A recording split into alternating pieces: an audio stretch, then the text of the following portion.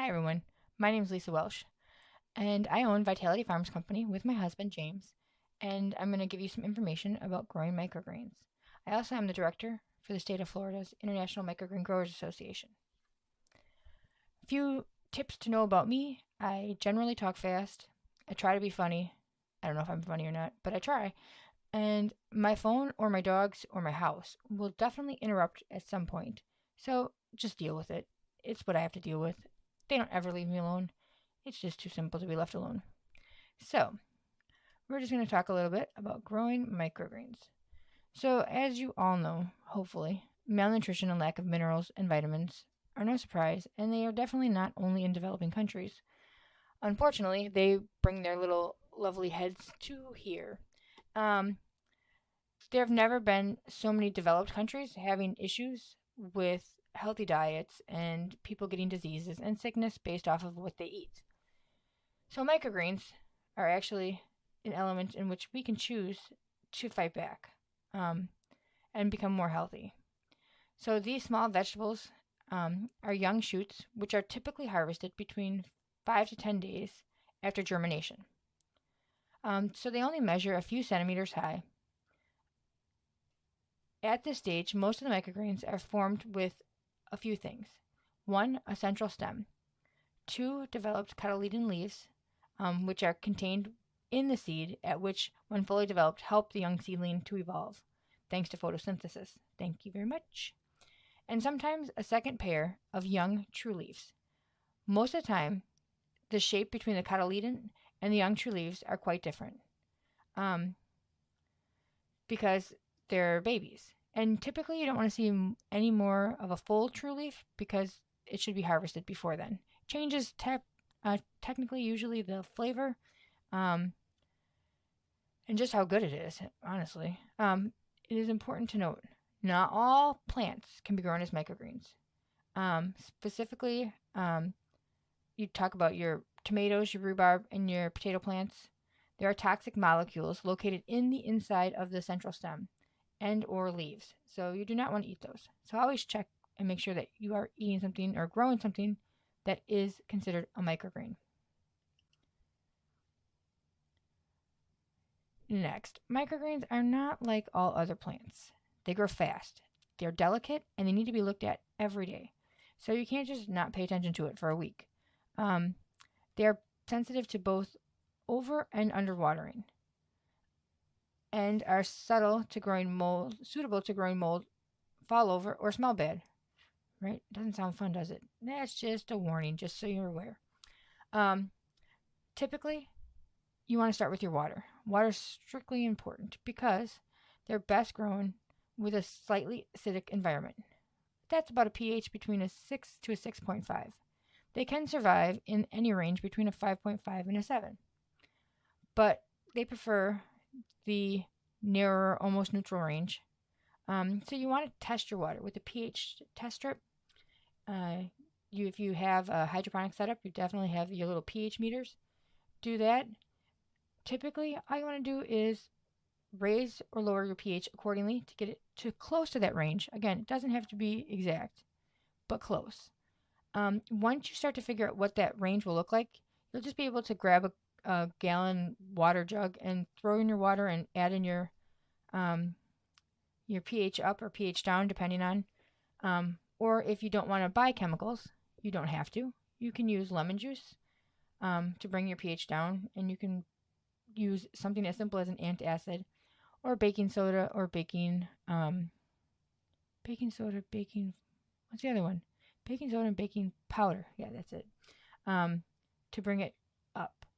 Now, if you use a baking soda or powder, keep in mind there is salt in there, and you need to pay attention also to the salinity in your water. So I recommend pH juice. Hey, look, I made a new product. It's called pH juice. If you're interested. No, I recommend lemon juice, or even a tiny bit of an antacid. When it breaks down in the water, can affect your pH. I have a video somewhere, wherever you're finding this video, I have no idea. But if you found it on YouTube, and somewhere else on YouTube, you'll find a video of me playing with pH and showing you how to change it and correct it. Mind you, if you are going to adjust your pH with like pH up and pH down, which is the most common products that you buy to do that. It is a chemical, so make sure you pay attention, wear your protective eyewear, follow the safety protocols. I just say that because I'm prone to accidents of every proportion. Since microgreens are not like typical plants and they grow fast, and they have to be looked at every day, they are also sensitive to both over and underwatering, and subtle things can change those things for them. Because typically you want to bottom water your microgreens. Well, what does that mean? Well, it just means that you're watering your plants from underneath. So you give the water directly to them at the roots. When you first put them in, I'll show you, we spray them at the top. But after that, you pretty much want to bottom water. Why? Well, when you bottom water, the roots get stronger because they're going directly down towards the moisture. So the roots just go all the way down. So after you start to grow your microgreens and they get a little bit of roots, at that point on, you want to bottom water. Okay, growing supplies. You always need something, don't you? If you buy a grow kit from, I would say anybody, but I can't honestly say that. If you buy a grow kit from certain individuals, certain places, you'll find everything you need is right there. Some need you to go find other stuff to make their kits complete, which is fine, but it's just a difference of philosophy. If you want to do it yourself, completely on your own, no problem. I got you there too. So typically you want some kind of place to put it on, something flat, level. Some people use racks when you're talking about going commercial, but let's assume you're just going to grow at home. You want to find seeds. Specific to seeds come in many questions. Where do I get them from? How do I get them? Is there a difference? Can I use any seed? Can I go to Home Depot and buy them? I mean, the questions don't ever end. Here's the long and short of it. Technically, you can buy your seeds from anywhere. I mean, I'm not going to judge you, and no one else should judge you either. But you want to look for sprouting seeds, usually in catalogs or natural food stores. So you want to usually purchase organic seeds or seeds that are labeled as commercially untreated. Why? Well, because the seeds themselves have not been treated with any chemical or fumigant, which is good. So typically you want to find seeds like that. Now you can buy those seeds from people like me who are dealers. I'm a seed dealer. There's probably several growers that are. I know probably about 50 of them that are. We basically just can take our seeds and package them for you so that you have the same seed that we have. Now there are places like Etsy, who I'm not sure where they get other seeds from, but there are places like True Leaf where I do get most of my seeds from directly, who also sell on Etsy. So there's a myriad of places you can get them. I guess the one question you might want to ask if you're buying seeds from someone and you're not sure if they know their stuff or not, just ask if they are treated or untreated seeds, because that's going to tell you a lot. You don't want a treated seed. You want an untreated seed. So, and the only time I would say I personally tell people do not mix is there's a difference between sprouting seeds, sprouts themselves, and microgreen seeds. I believe they're actually the same seed, but I don't know. So hang on. Okay, apparently I can't edit out anytime I want to stop or say something. So we're just going to have to go through this. I did double check just because I was pretty sure, but I don't like to ever give advice or tell people something to be true unless I know for a fact it's true. Botanically speaking, yes, they're the same seed. So, I mean, do a little more research if you want, because I only got to do a quick Google search, but it says that they're the same seeds. I only bring in for people who sprout. I don't recommend any seed other than the seed that I bring in just to sell people that is considered a sprouting seed by True Leaf. I do that because I did backgrounds into cases of salmonella, which is what sprouts are known to do. So I wanted to make sure I brought in the safest seeds possible for my community. Anyhow, off of seeds and on to trays. Trays are a fun thing. So when you talk about trays, you can just go to Greenhouse Mega Store. You can go anywhere and get a tray. Heck, if you bought a grow kit from me, it might be in the shape of a fox. It might be in the shape of a bird. It might be an actual tray. I don't know. I make lots of grow kits for different reasons for different people. Um, so what I recommend is always something that's sturdy. So I do utilize um, like Greenhouse Megastore, your traditional black tray that usually kind of crunkles as you use it. Um, those are the trays that I usually give to customers who are growing something like wheatgrass or something like that, or something where it's easier just to toss the tray away than to deal with it. I personally don't grow in those trays, and neither does probably most of your microgreen farmers. Most of us use trays from a company called Bootstrap Farmer. This is a small version of a tray. Um, they're sturdy. They have like a 2-year warranty, and they're fabulous. I mean, I drop them. I should break them, but they don't break. So they're super good. Um, these plant trays usually outlast anything else that I've used. So they help with your pocketbook because you're not spending the money on replacing the trays. And they're also good for Mother Earth, which is also who we love to help. They are giving you a discount if you're interested. When you watch this, I don't know, they had like 140 coupons. So they're giving 10% off for the code Women in Ag, because this is being made for the women in agriculture when I was doing a presentation and I didn't get to finish because life is life. So, second is commonly trays that I usually utilize. So if I'm a commercial grower, I want a Bootstrap Farmer tray. Hands down. There's no other tray I want. If I'm commercially growing, then I want something like this. This is a sprouting tray. People commonly call it the green and white tray. You Google it on Amazon, you'll find it. But do note, not all trays are made the same.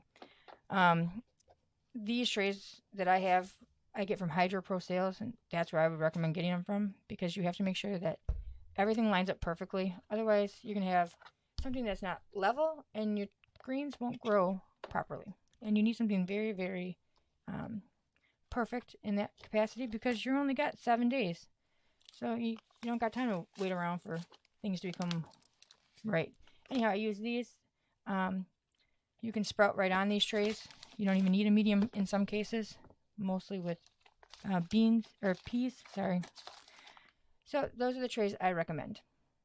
But again, you can pretty much use anything. Down to I have grow kits that are made out of teacups, just good old regular teacups. Then let's talk light. Okay, here's the good and bad news. I'm not super technical, but I'll try. So the good news is that they really do well under any variety of lights. So you can pretty much just start where you are, and as you can afford them, you can buy different lights, because lighting, well, that's where it could get very expensive. Typically, I grow them. See this little shadow of light on me? That's the environment where I grow almost most of my test kit or my test products. I just do it in my office, because if I sell it to somebody to take home, I need to know that it will grow and be successful for them. So I bring it to my office, keep it completely out of the system. Sunlight, of course, is your cheapest and most complete spectrum light source available. So utilize it, but be mindful, especially if you're growing in like Central Florida, which is where I am. That sun will beat them things down. So I don't grow my microgreens outside exposed to the sun. I grow them in the house where they can get sunlight, but not necessarily out in my, like if you have a screened-in porch, most of you do, or the outside itself. I don't recommend that. You got your LED bulb shop lights. They can be purchased at any big box store for like $20 a piece. They're standardly 4 feet long, and they're pretty good as a trial light if you want to try growing indoors. And they usually fit perfectly on a vertical rack. Then you got your LED strip grow lights, commonly referred to as T5s. They're usually sold in the same standard 4 feet shop length. Full spectrum, which is above 5,000 K for a strip light, runs from $75 to $650. So there's a big gamut there. Those are definitely recommended. Between the T5s and the bulb shop lights, because they're cheaper. So I mean, like, take what you want, take what you can, leave the rest. Not recommended or not favorite are the LED panel lights. They're the top, wait, sorry. They are the top of the line for the indoor use. They're generally used in large-scale commercial growing operations. So if you're not going to that level, you need to be very mindful. Why? Well, because the high light intensity can be overkill for growing microgreens. And they usually range from like 100 to the thousands of dollars. So they're very expensive and they offer a limited growing area.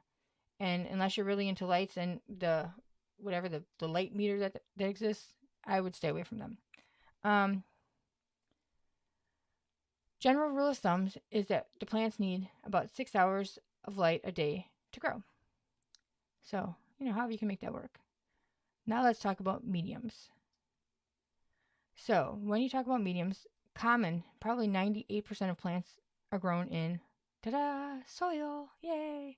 What kind of soil? Usually a sanitized potting soil.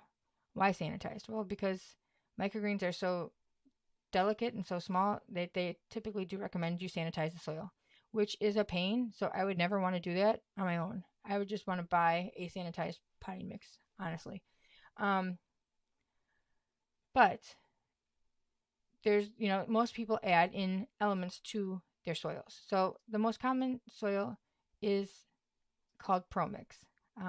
The other one is Fox Farm, both widely used for different reasons. I personally like Fox Farm Ocean Forest.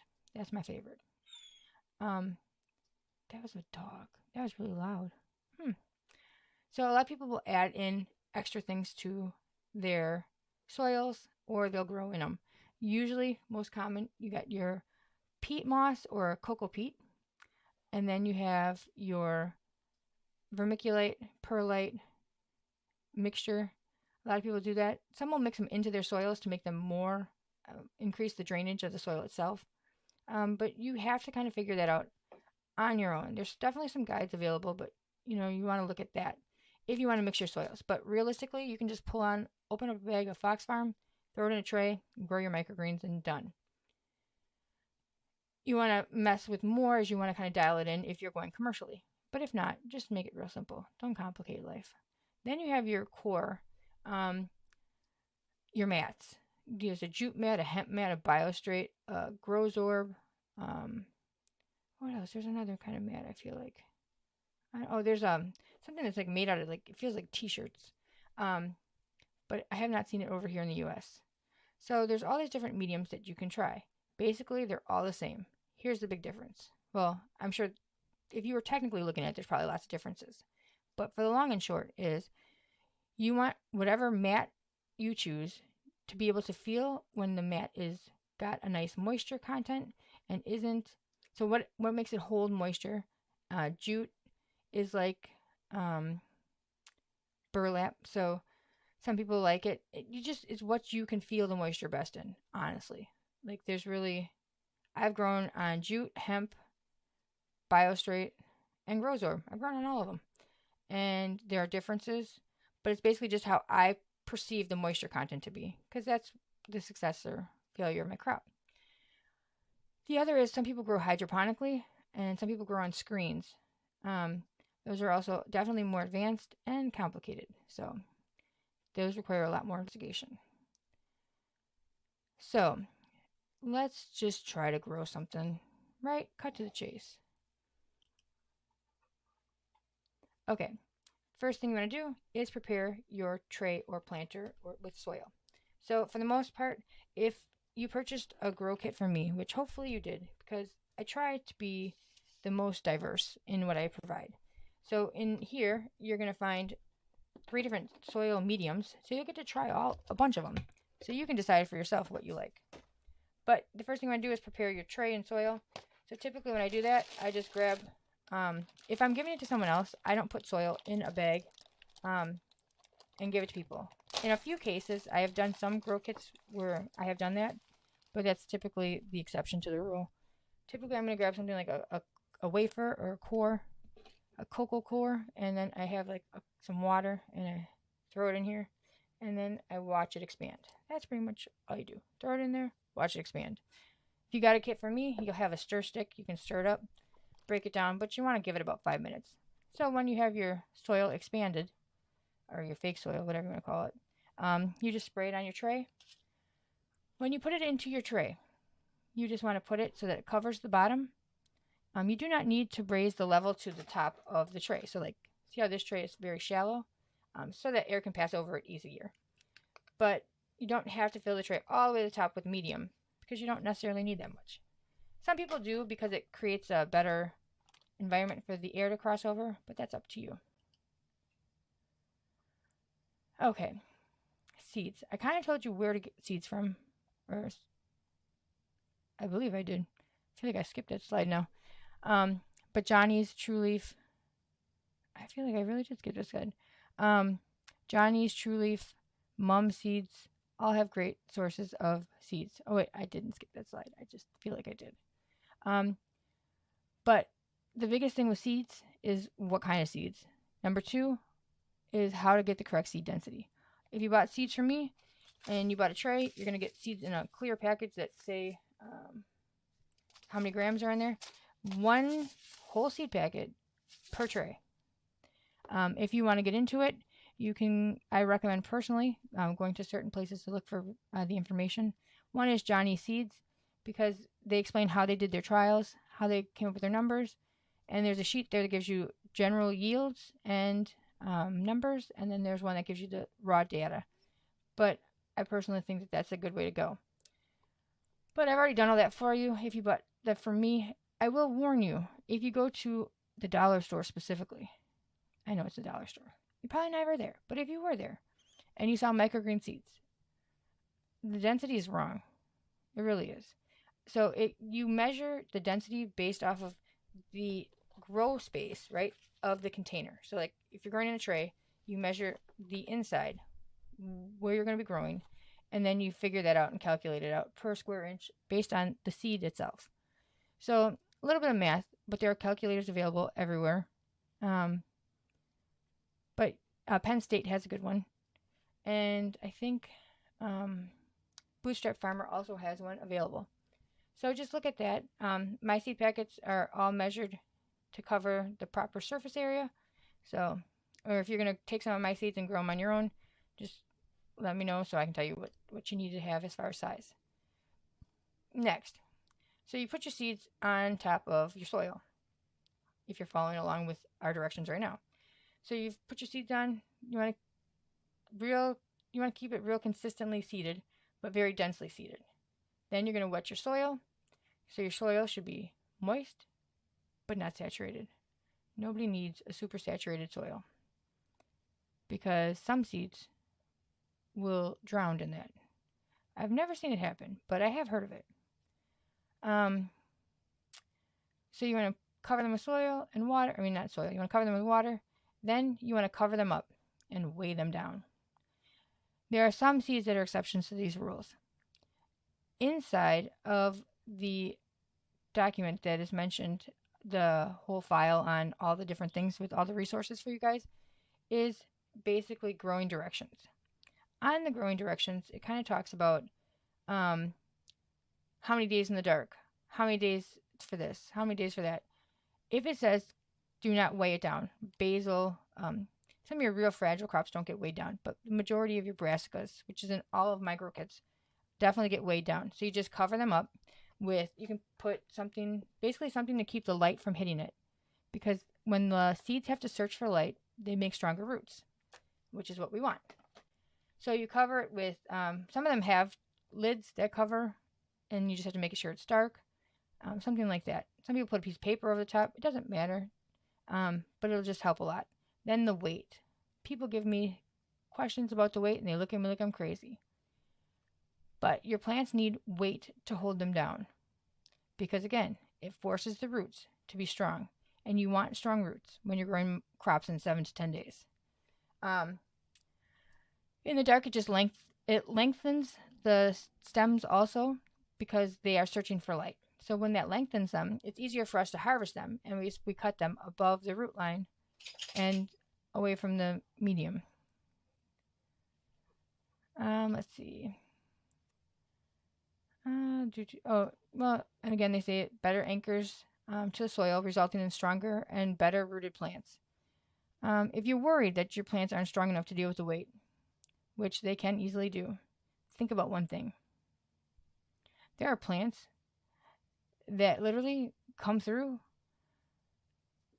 the most unique places. Like weed come up and through asphalt. That's kind of hard. That's a lot of weight. It don't matter. They still come up. So trust your plants. Trust that there's a reason for that. Now you want to observe in the dark for 2 days while they're in the dark. And there's no perfect answer to say how long to keep them in the dark. Most of them require a darkening out period of about 48 hours. 2 days. Some do better, like a lot better, if they're given a lot more time in the dark out. But I'll tell you that in a second. So, you want them to mature to a point that so if you keep them in the dark, you want to keep them in there for the perfect amount of time so that the point that they're ready to commence with photosynthesis, they're perfectly ready. Don't mind my dogs. They're annoying.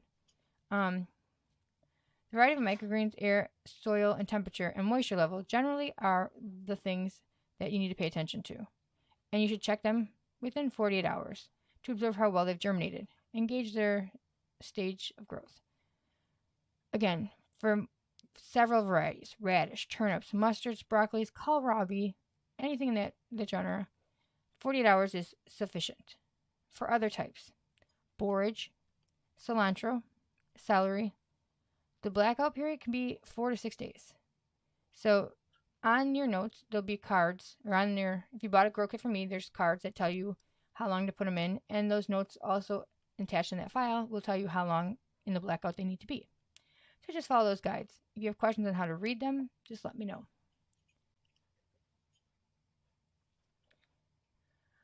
Okay, from days 3 to 7 or longer, depending on how long you kept it in blackout and how long it's here, you want to expose it to light, get that 6 hours a day, and get it ready to go.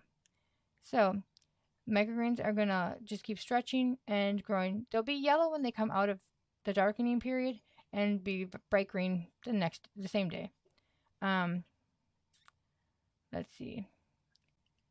So, I recommend you pull them, eat them at several days, once from day 7 to like day 9 to 10, generally, because you're going to taste this flavor difference in the crops, which is kind of cool. So harvest it when you love it. After that, harvest above the root line, so cut them at the tray and eat. That's it. The next thing you're going to want to do is, if you have a good tray, you're going to want to remove the debris, wash it with soap, water, rinse it, sanitize it, dry it, and start all over on your next seed. So I hope this gave you a brief overview of all the things, or some of the things. The next video I'm going to talk about is, can you actually make money selling microgreens? Probably the number 2 question I get asked. And my answer is going to be shockingly different from everybody else's. So I hope this helps you if you just got a grow kit from me, or if you missed that class and you wanted to catch up. Hopefully that gave you a brief overview. I know this may seem quick, but I've literally recorded this video like 4 times, and none of them have worked. So if this works, then thank you very much for staying till the end. But let me know, because I have nothing but issues with this thing so far. All right, I'll talk to you guys later. Bye.